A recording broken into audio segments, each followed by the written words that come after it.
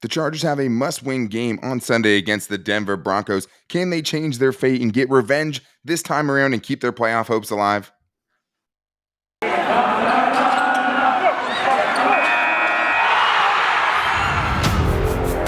You are Locked On Chargers, your daily podcast on the Los Angeles Chargers, part of the Locked On Podcast Network, your team every day.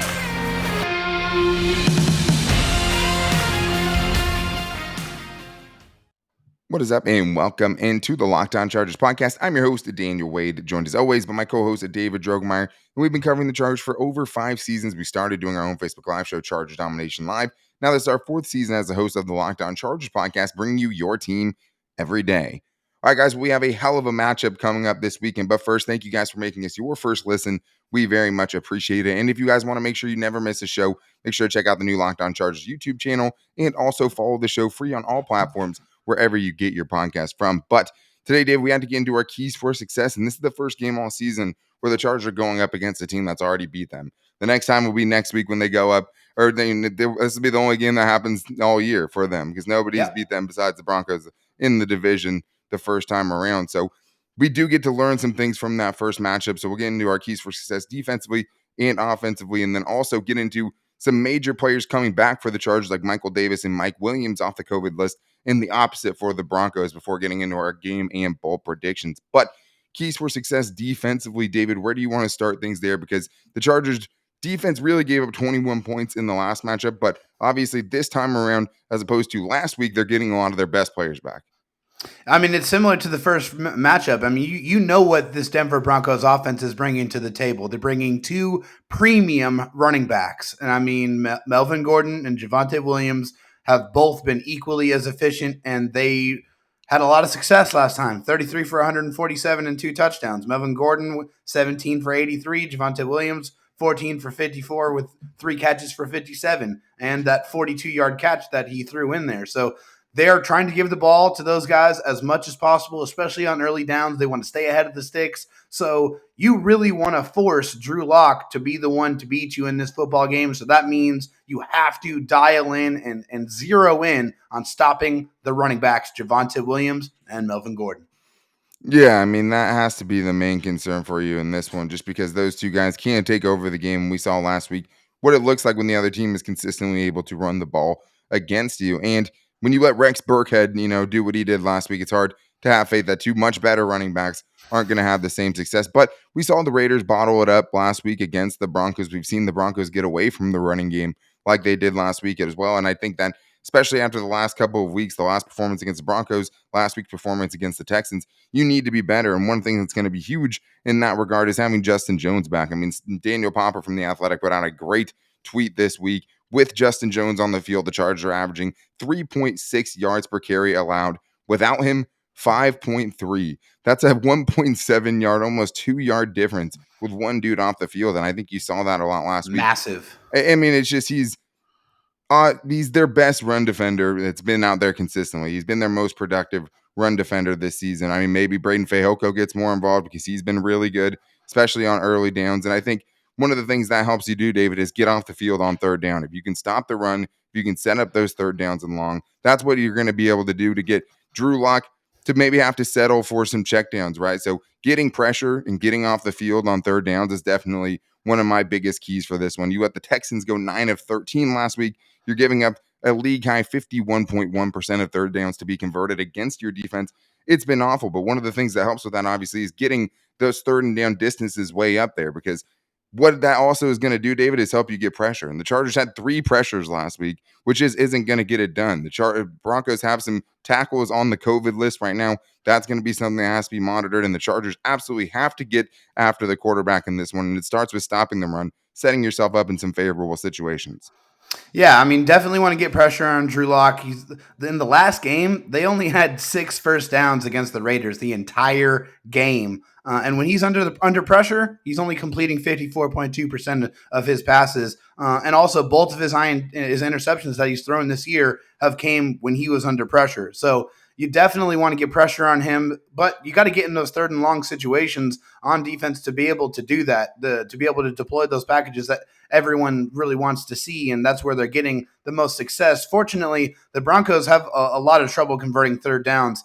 They're only converting 37.89% of their third down. So you're going up against one of the teams who's one of the worst in the league, or is the worst in the league getting off of the field on third down, going up against one of the teams that really struggle to stay on the field on third downs. But for me, you have to really be ready for the short passes when it comes to Drew Lock. He is going to be trying to get the ball out of his hands. 47 of his 61 attempts that he's thrown this year are under 20 yards. So he does not like to throw the ball deep. He's very risk averse. He's very aware of that. So he doesn't want to turn the ball over. He wants to keep possession, which sometimes leads to him holding on to the ball, and that's where he's going to get sacked. And this offensive line is very, very injured, and they're also got guys on the COVID list, so they're going to be undermanned. They're going to have guys out there that don't have a lot of experience. So you want to line up Joey Bosa right over that right tackle, who's going to be a guy who's had 40 snaps in the NFL this year, and let him go to work.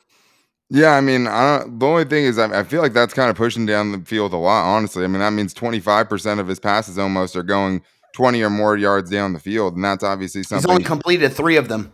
Well, that's the bigger thing, is not completing them. He will put it up there. I think that just means you have to stay disciplined. You know what I mean? Like, Yes. because the one thing you can't do is turn those into long defensive pass interference calls and things like that. And one person I think you have to help, especially on third down, if he has to be out there a lot, is Tavon Campbell, because in total last matchup against the Broncos only had 155 passing yards. Tavon Campbell gave up 80 of those passing yards, right? 4 out of 4. Hopefully, Asante Samuel Jr. being back will help alleviate the need to have Tavon Campbell on. Well, it's going to be about Chris Harris Jr. I mean, that's what it's going to be, because I mean, Chris Harris Jr. is going to be in the slot, and I mean, Asante Samuel Jr., Michael Davis are going to be on the outside now.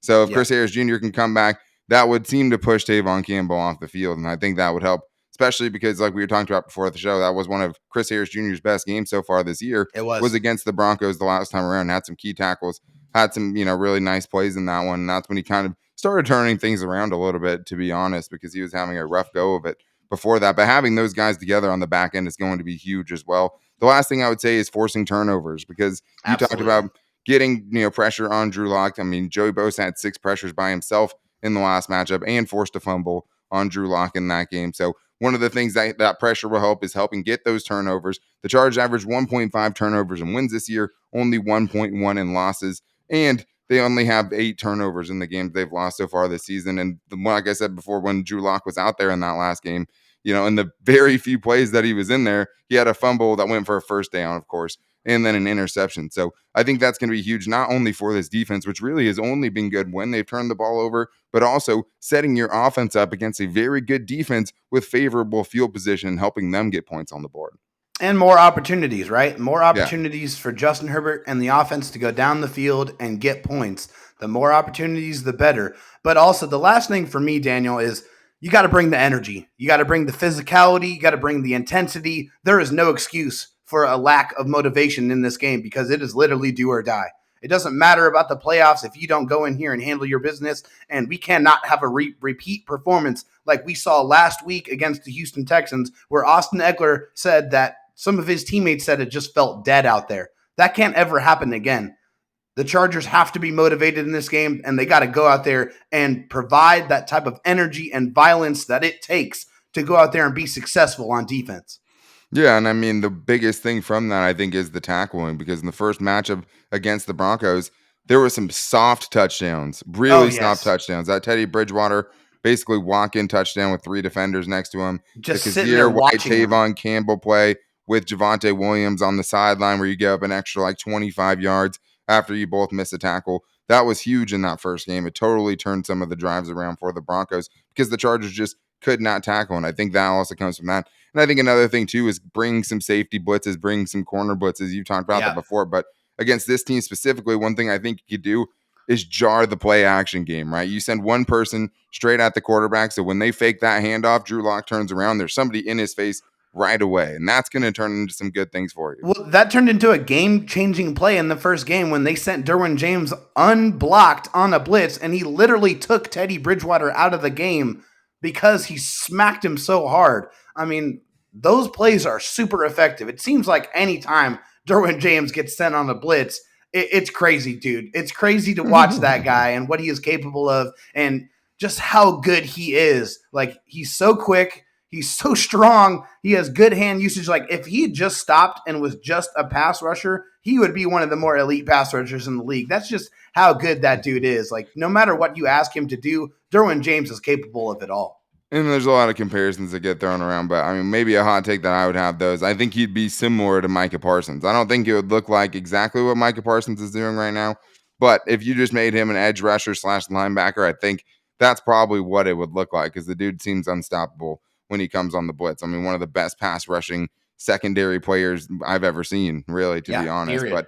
But let's hope he plays because that's going to be a Yes. huge difference in this game. We'll talk about his practice report so far this week at the end of the show. But we do need to get in the offensive keys for success because the offense has to come through after not only throwing a pick six, but only putting up 13 points in the last game. So we're going to talk about how to do that after this. But first, I need to tell you guys about my favorite protein bar. And of course, I'm talking about Built Bar. And it's the new year. That means New Year's resolutions. And one of the great ways you guys can stay on your plan is by having Built Bars. Instead of all those cravings that you might have for chips or junk or a candy bar, get the protein bar that tastes like a candy bar and have a Built Bar because Built Bar has the protein, tastes like a candy bar, maybe even better than a candy bar, and it makes it easier to stick to your resolutions. You want to eat healthy, but it just gets so boring. By week 3, you're already bored of the new diet. So get something that's going to be packed with protein, low in carbs and low in sugar, and low in calories as well, and get all of the great flavors that come with Built Bars. I mean, there's so many great ones to choose from. I always tell you, my favorites are cookies and cream, peanut butter brownie. I mean, those are my go-tos. I mean, I have to have some of those, but you could go salted caramel,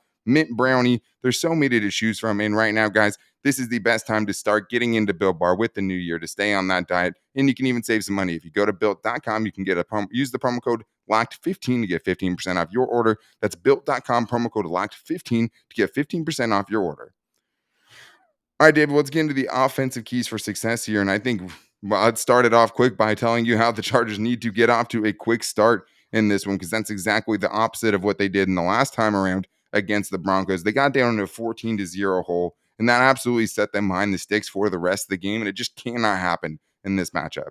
It absolutely can't. And I mean, going back and watching that first game against the Broncos, it made me want to go back and look at how the Chargers start and how that really affects them. And it really, provided me with a great stat. The Chargers are 7-1 when they score a touchdown in the first quarter this season. So it is absolutely imperative and essential to their success that they go out there and they score points and they get in that groove and they get that rhythm started very early. When that offense is out there firing on all cylinders from Jump Street, the Chargers are damn near impossible to stop.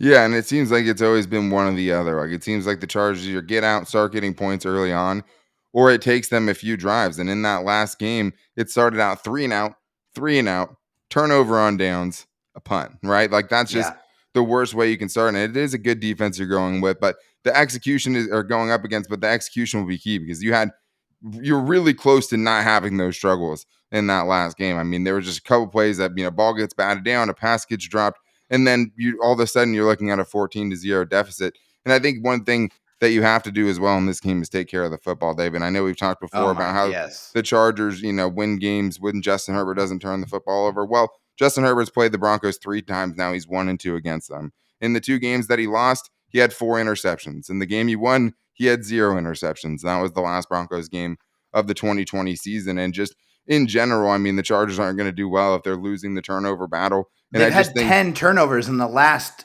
5 games, and 5 of those turnovers have come in the last 2 games, and both of those are losses. Coincidence? I think not.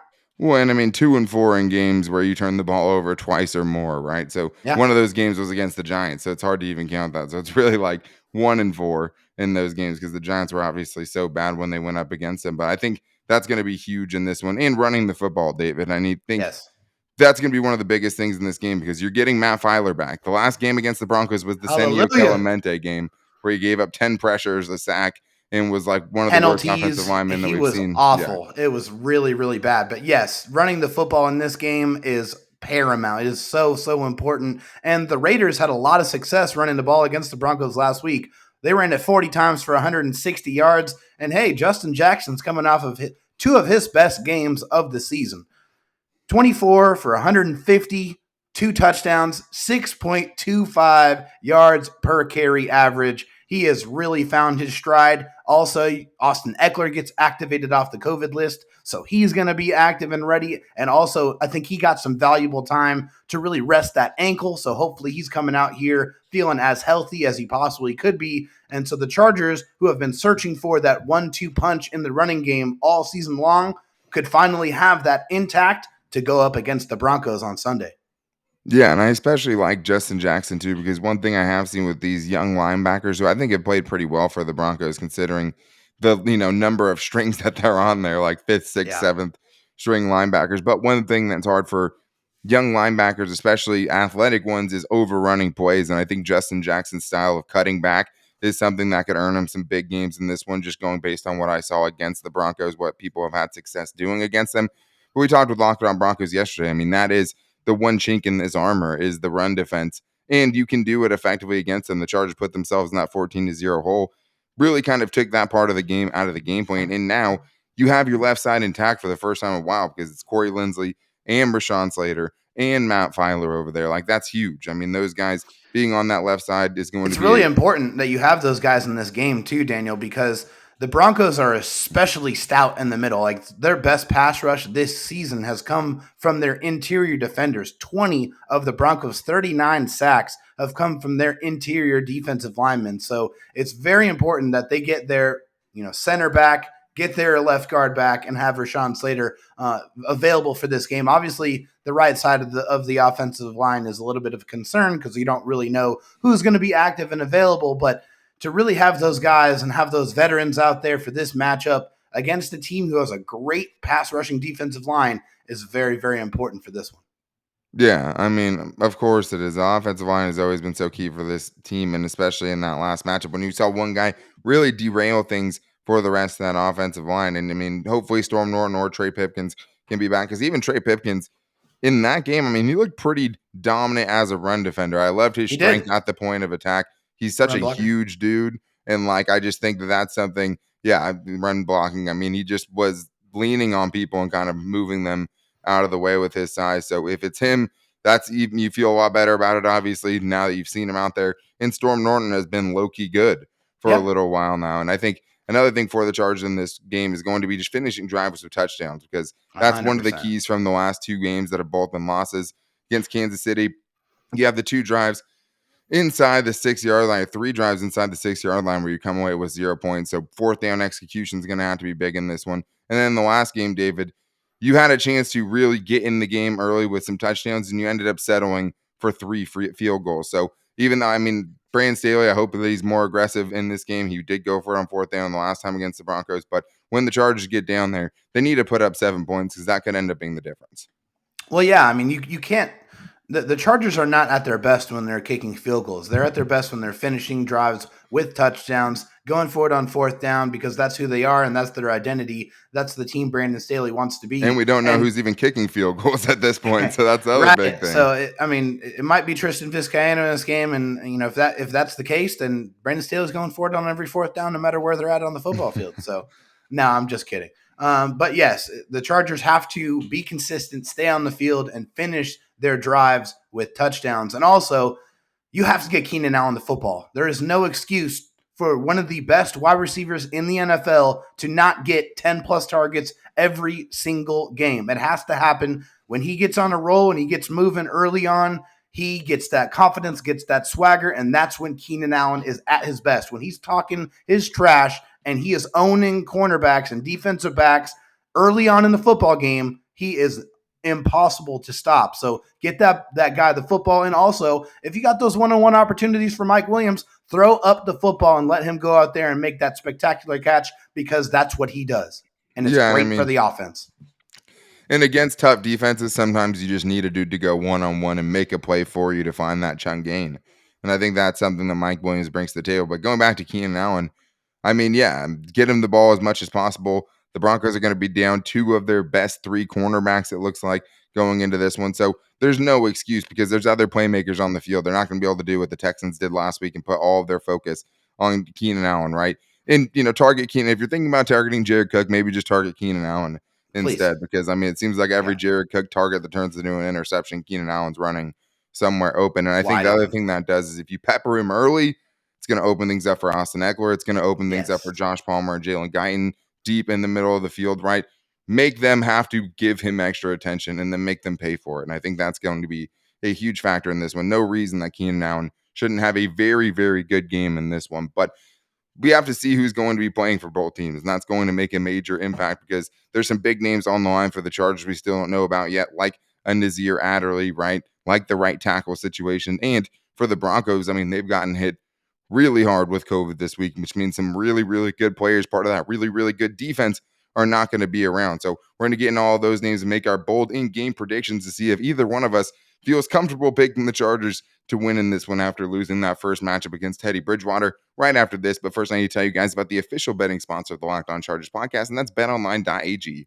BetOnline has you covered this holiday season and in the new year with more props, odds, and lines than ever before as football continues its march through the college bowl season and the pro football playoffs. And today's one of the best days you could have to bet on football, guys, because it's the playoffs right now. You have giant matchups today. Go to betonline.ag, get some action on these games, and you guys won't regret it because BetOnline is your number one place for all sports action this season. And if you head to the website or use your mobile device to sign up today, you can receive a 50% welcome bonus on your first deposit with the promo code LOCKEDON. That's promo code LOCKEDON, all caps, one word, for a 50% deposit bonus. Get that deposit in, guys. Get some free money to play with this college bowl season, with the NFL playoffs coming up, with new UFC cards coming up that are going to be huge in January, and basketball, NHL, and everything else as well. Even your favorite Vegas casino games you can bet on with betonline.ag. So make sure you guys go get in on the action with the best odds, lines, and props that you're going to find, because BetOnline is the fastest and easiest way to bet on all of your sports action. BetOnline, where the game starts. All right, David, so a lot to get into here with the COVID list and obviously the injury report for both teams. And I think one of the biggest deciding factors in this game is going to be if Darwin James is going to go in this one. Drew Tranquill has not practiced for the Chargers all week, so I'm assuming he's not going to play. Darwin James, it seems like for the first time in a while, you can at least feel like he has a pretty good chance of going on Sunday, which will make a huge difference. Yeah, I think he's been trending positive here in the last few weeks. At least he had shoulder pads on to stand on the sideline for the Texans game, and he would have been able to go on the field if it was a complete dire emergency and there was no one else available. So I think that helps you. But what's most important is that he was able to actually go back to practice, even on a limited basis. It's good to see him get back on the practice field, because I think that's what really gives me some comfort that for the first time in pretty much a month, Darwin James could be back on the football field for the Chargers defense on Sunday in the most pivotal game of the season for them to date.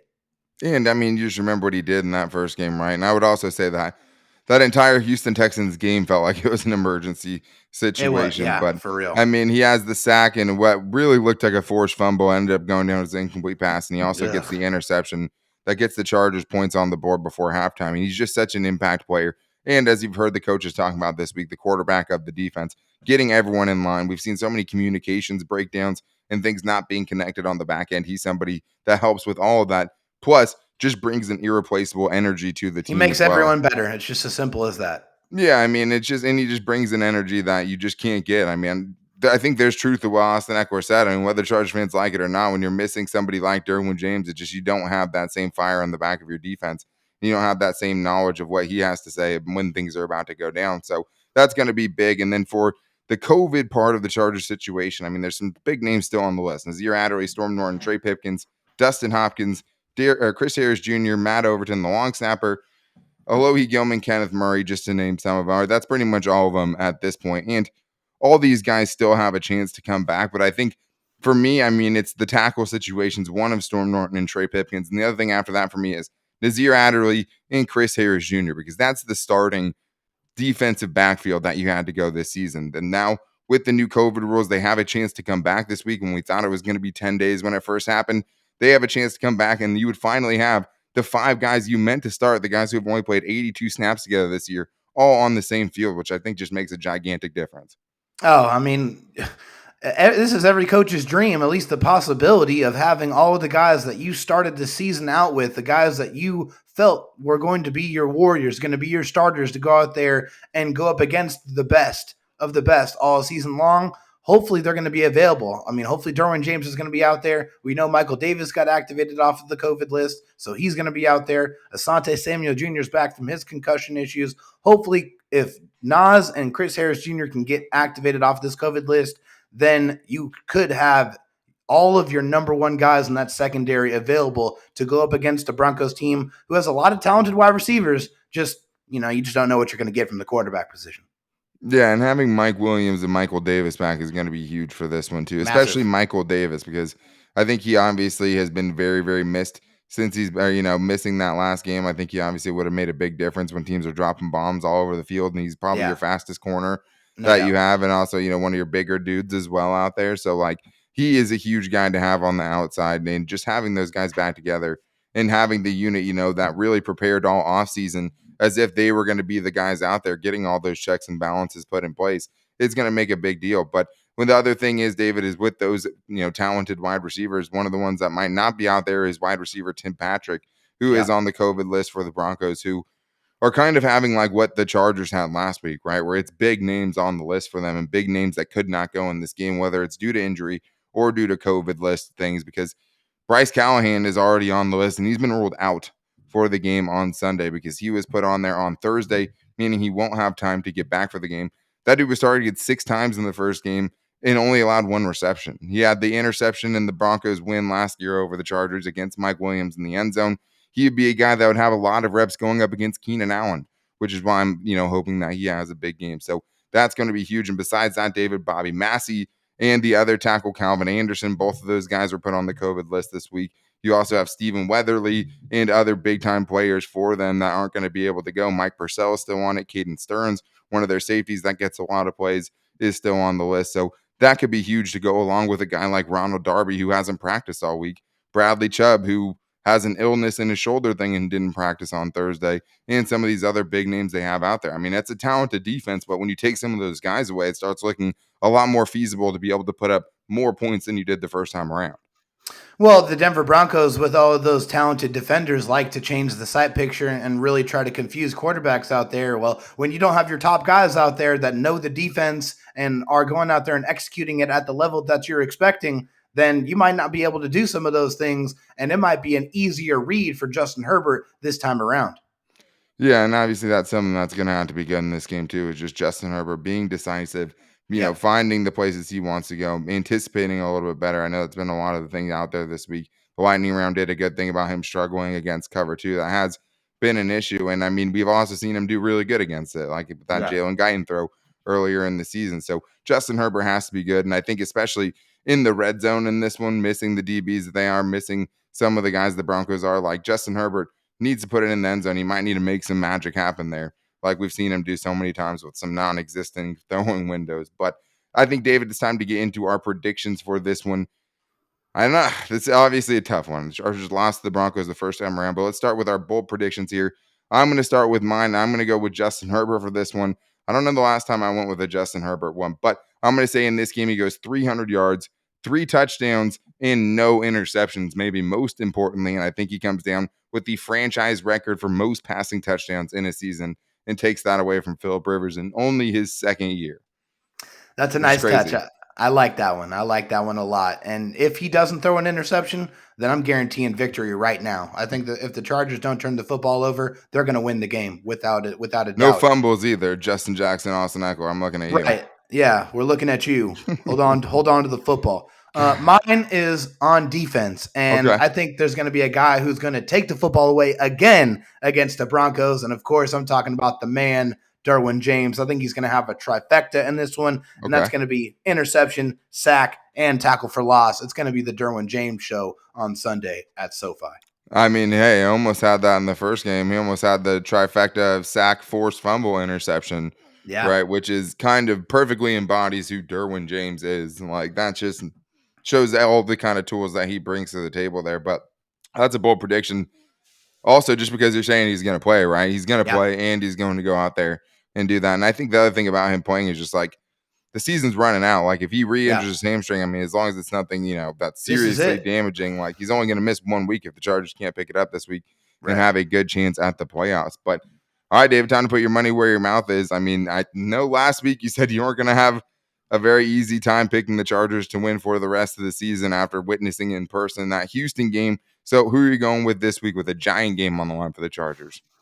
Yeah, I think I feel a lot better knowing that the Chargers are getting all of their stars or most of their stars back for this game. They know it's a gotta have it, must have it type of game. And so, with that being said, and having that energy back, I think the Chargers are going to win and they have to win. So, I'm picking them 24-14. Yeah, I mean, I think that the Chargers can win, obviously. Like, this is, even though it was a bad performance the first time around, I mean, I think that it was pretty close to the Chargers maybe making that look like a completely different game.